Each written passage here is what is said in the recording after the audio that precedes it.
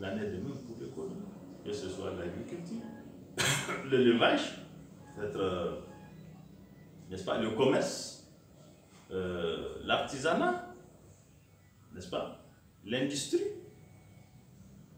n'est-ce pas, les choses ont évolué.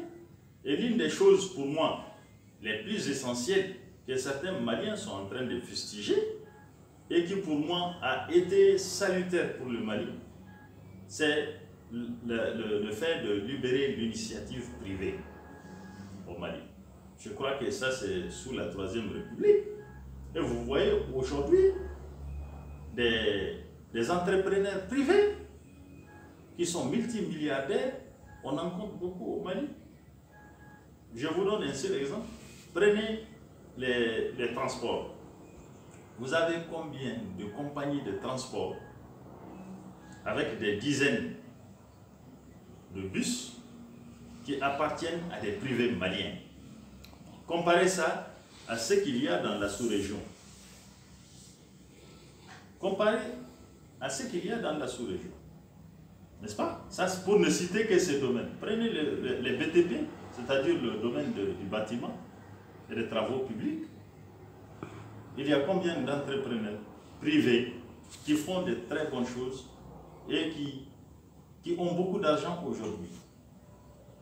N'est-ce pas?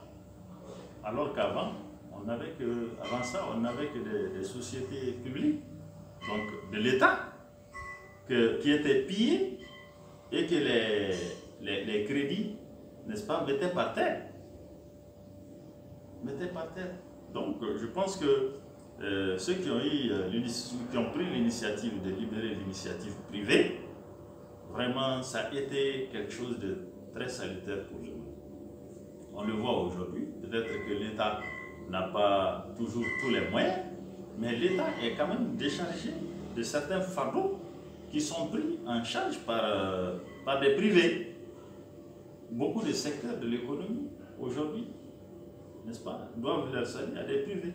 Il y a combien d'usines au Mali, de privés, c'est combien? Donc les choses sur ce plan-là aussi ont beaucoup évolué.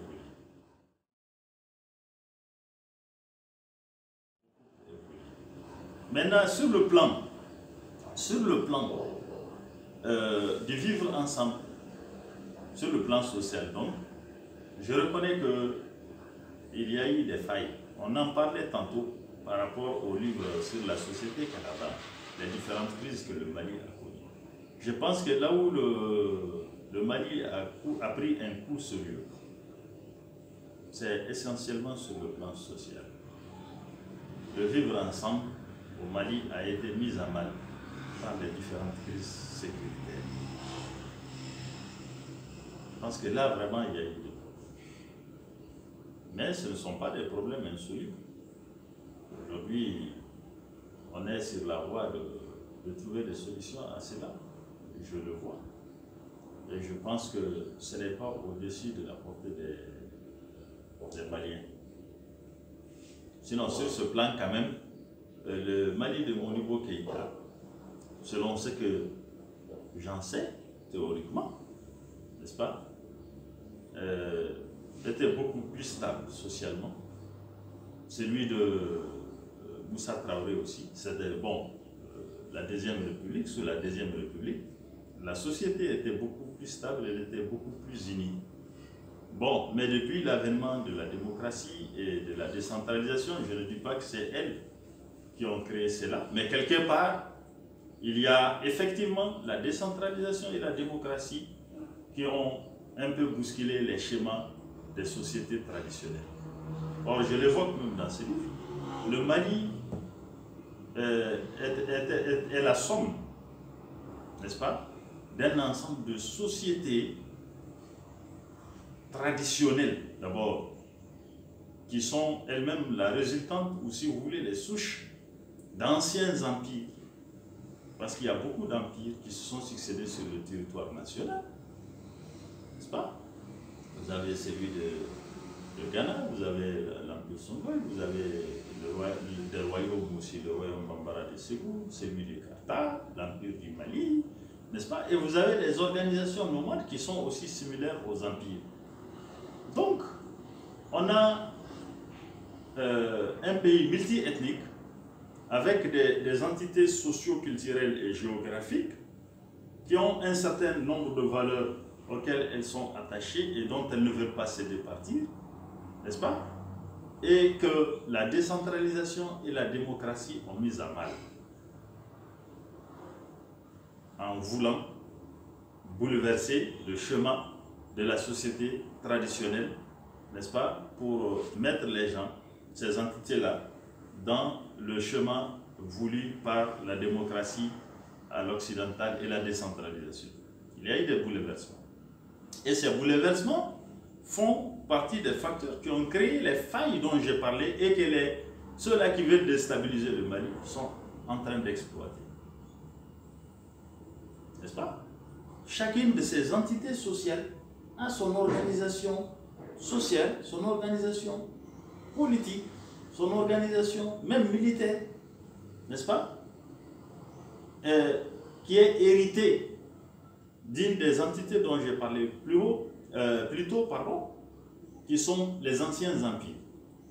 Vous allez dans le Karta, vous allez trouver aujourd'hui des gens qui vont vous dire, qui vont se réclamer de l'empire du Karta, des rois qui ont régné sur l'empire du Karta, ou des empereurs, n'est-ce pas? Vous allez à Gao, vous allez trouver des gens qui vont vous dire, bon, nous, on est la société traditionnelle, on est les descendants des Soni, ou on est, voilà, on a des valeurs chez nous, et ils sont accrochés à ça. Vous allez à Kidal, c'est la même chose, on va vous dire, nous, on est des descendants des chefs, n'est-ce pas, traditionnels de la confédération de Kelada, etc., etc. Mais quel est le problème au fond? Au fond, il y a des difficultés d'adaptation de nos sociétés traditionnelles aujourd'hui aux différentes réformes institutionnelles qui sont opérées par l'État. Et vice-versa. Souvent aussi, l'État ou ses représentants n'arrivent pas à s'adapter, si vous voulez, à la culture, à la mentalité, à la psychologie de ces sociétés. Donc, on a une double inadaptation, n'est-ce pas? Non seulement des sociétés aux réformes institutionnelles opérées par l'État, mais aussi de l'État ou de ses représentants par rapport à ces sociétés-là. Et ça fait des fractures. Ça fait des fractures. Quand vous dites à des chefs traditionnels qui ont hérité du pouvoir depuis le XVIIe siècle ou le XVIe siècle, c'est de père en fils, quand vous leur dites, bon, tout ça, ça doit s'arrêter tout de suite, et qu'est-ce que vous mettez à la place? On ne leur propose rien qu'ils comprennent. Bon, ça va de soi que cela va amener des problèmes. Et ce problème-là, généralement, se vit d'abord à l'interne. À l'interne, c'est-à-dire à l'intérieur de chaque entité. Parce qu'il y a aujourd'hui, au nom de la démocratie et de la décentralisation, une partie de ces sociétés qui veut bousculer les traditions, qui veut bousculer le schéma traditionnel. Il y a une partie qui résiste, n'est-ce pas? Toi, tu n'as jamais été chef. Aujourd'hui, je dis terre à terre les choses. Hein. Toi, tu n'as jamais été chef. Tes grands-parents n'ont jamais été chef, n'est-ce pas? Et aujourd'hui, toi, tu veux me renier de faire être chef ou de l'avoir hérité, d'en avoir hérité. Bon, ça pose problème.